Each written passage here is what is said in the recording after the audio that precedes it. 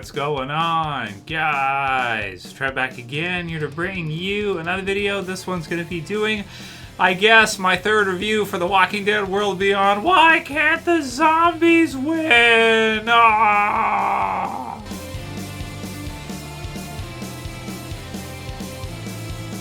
Alright, dudes, and possible spoiler warning if you have not seen the third episode now for The Walking Dead World Beyond's first season. This will sort of be a review for the third episode, kinda. I'll mostly just be ranting the whole time. Now, this one is called The Tyger and the Lamb, or the Tigger. I think it's Tyger, so Tigger and the Lamb. So, okay, alright, so this episode wasn't bad. Okay, this was probably, I want to say, the best episode that Walking Dead World Beyond has had yet. And oh God, did it ever need it. I mean, if you guys saw my review last week, and after episode one, I was a little bit disappointed with as a premiere for the series. I thought it was kind of boring at times, mediocre at other times, and not that good. The second episode I thought was even worse than the premiere, even audio sync issues with their voices being dubbed in and stuff like that. It was pretty awful. Now this third episode, The Tyger and the Lamb, actually better, a lot better than the first two episodes. We got to see some action in this one. You got to see some zombies kind of come in and go at him and get sort of close. And you got to see a little bit more about how the kids are going to deal with zombies. And most of the time, this is basically the understanding after this episode. And yes, we do finally get to see in this episode them actually kill some zombies. Hope kills some by dropping a lighter into like an oil spot and lighting a whole bunch of walkers on fire. They don't show too much of it. You get to see a little bit of them kind of in the black goop, the whatever it is, oil or whatever they're in, and you see her drop the lighter, and then kind of the flames go up. So they didn't exactly show like the walkers being engulfed in flame all that well. Not like something like No Sanctuary in The Walking Dead Season 5, Episode 1, where there was like a walker that was actually on fire. Yeah, that's really cool. I think they did some kind of suit thing or something, or used something like that. Somehow they lit him on fire. So this one you get to see that Hope gets to light some on fire, which is pretty cool. You get these really gunked up zombies that have been in the bog, or the blaze of gory, or blaze of glory, for all this time. So they're kind of gunked up, they're gooped up, they got stuff all over them, and they're kind of nasty. And the kids are way sort of, we get to actually see in this one, which I thought which felt a lot better than prior times, and even better than in the original Walking Dead series. You have sometimes, like, I think back to Still, when you have Beth, and she's just so easily killing, like, walkers like it's nothing. Because she's close to, like, the same size that the girls are in this one. Maybe a little bit bigger, all right? But in this one, you actually get to see them kind of struggle with it. So you get a pretty cool part where Hope gets attacked by a couple of them. She gets grabbed by a couple of them, and they're, like, falling apart. They're, like, half oil or whatever, and mucked up, and, skin coming off and that whole thing. So it's pretty cool. So they got a hold of her, and she's able to barely fight her way off. They use some slow-mo and some scenes slowing down as she's kind of on the ground, and then Iris comes in and kind of saves her. By killing one of them, which, okay, so points for Iris. She's developing, she's evolving, she's improving, and she's able to actually kill a zombie now. Now, I did like it, too, the way she kills the one, which is realistic enough to save her sister, but then the other one gets her down, puts her in a bad spot before she gets saved by Hope and then the others after that. And I do have to admit, they look pretty damn cool with I like their gear. They sort of have this CRM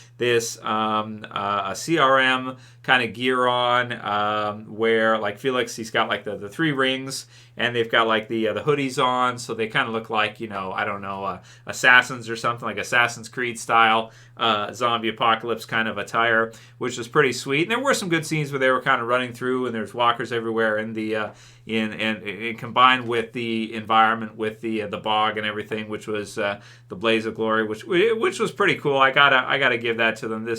That did work out really well. But when the second zombie had Iris down, I was like, get her.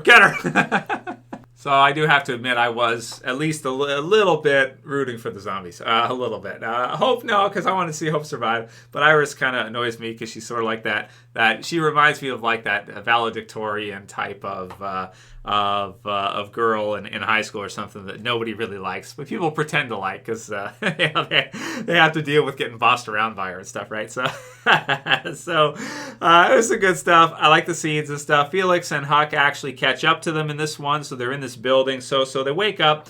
And Hope has gone off to sound the horn, which I actually like the way she kind of was able to kind of sound the horn and everything, and you get them kind of going in that direction.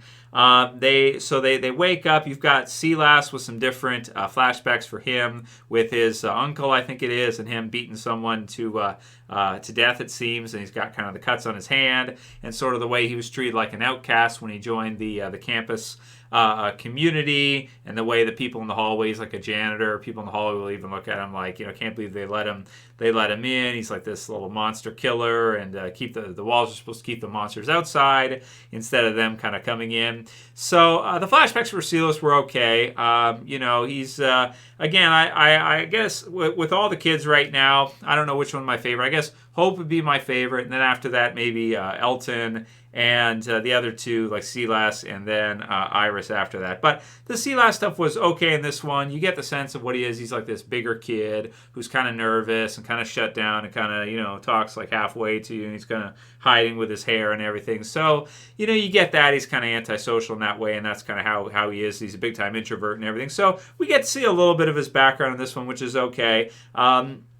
Not the highlight of the episode for me. It was just okay. I did like the stuff in the current the current timeline a lot better with the zombies everywhere and everything was good.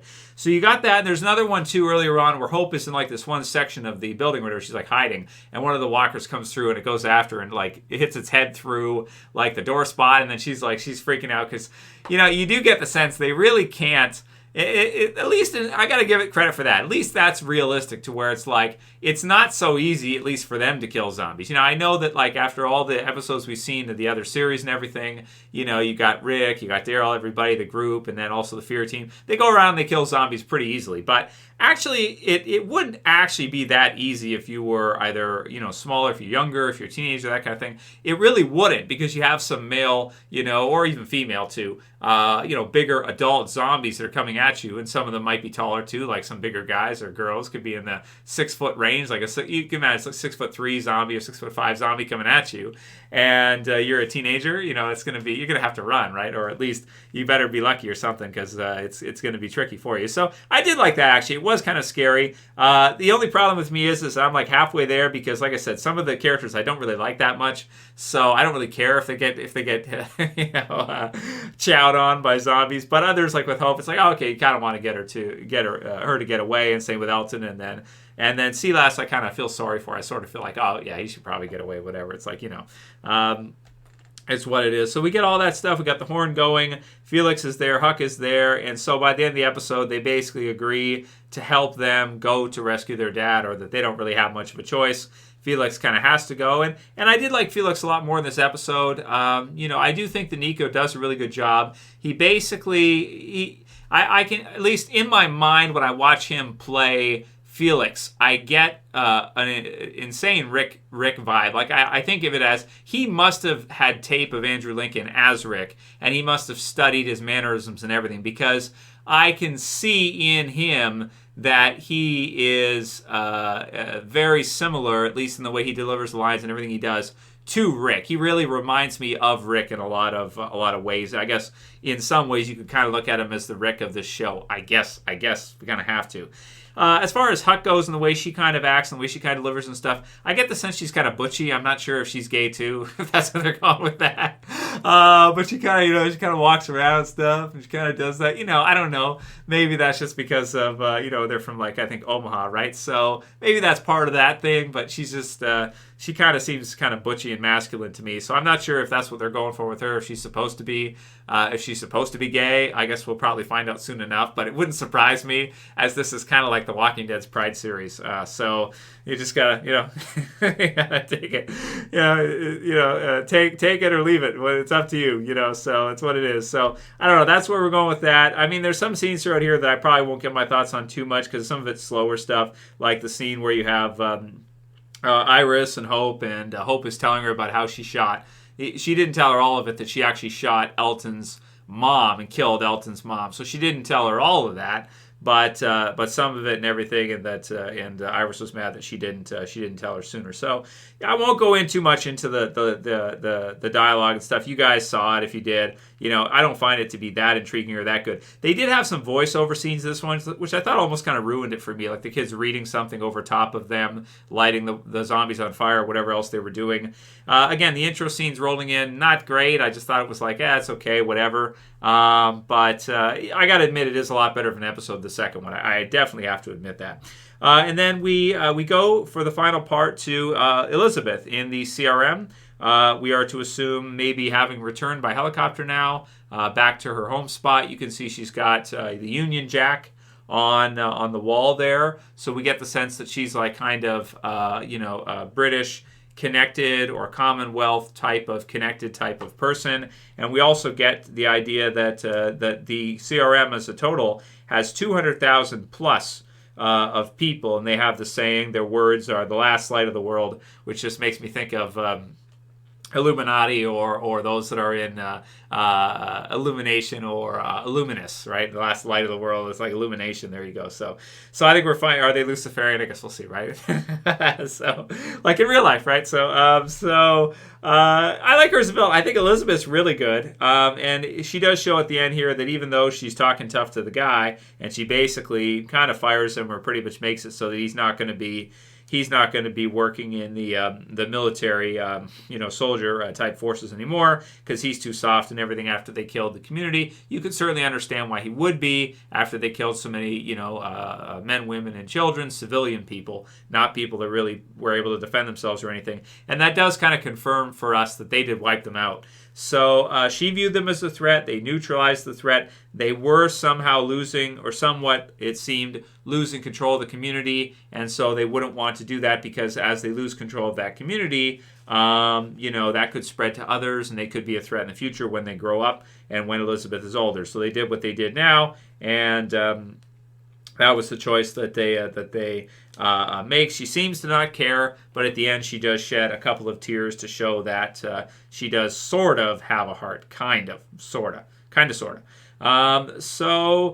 Sort of a see less, concentrate episode with that, and then the cool stuff with the zombies. At least we got to see some good zombie action, and I did like a lot more in this one to get to see the kids kind of actually have to face off against some actual walkers or MTs in the field, instead of just like practice in school or watching Felix teach them how to do it, or they're doing karate or whatever, to actually get to see them have to face them in actually out there on their own when no one's there to really help them, like in Hope situations.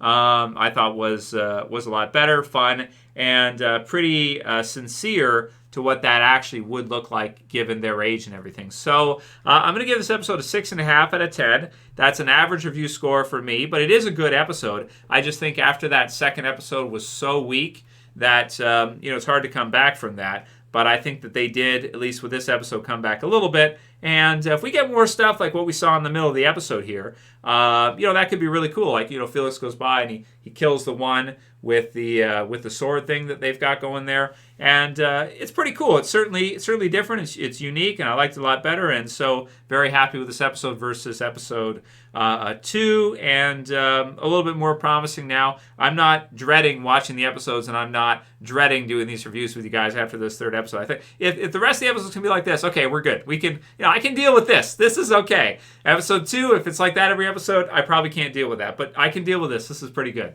If you guys like this review, you can go ahead and thumb it up below. You can share, you can favorite, and you can subscribe at the bottom left. That's for this one. I'll see you guys again soon for another video. As always, it's Trev, and I'm saying peace later, guys. I'll see you back again tonight.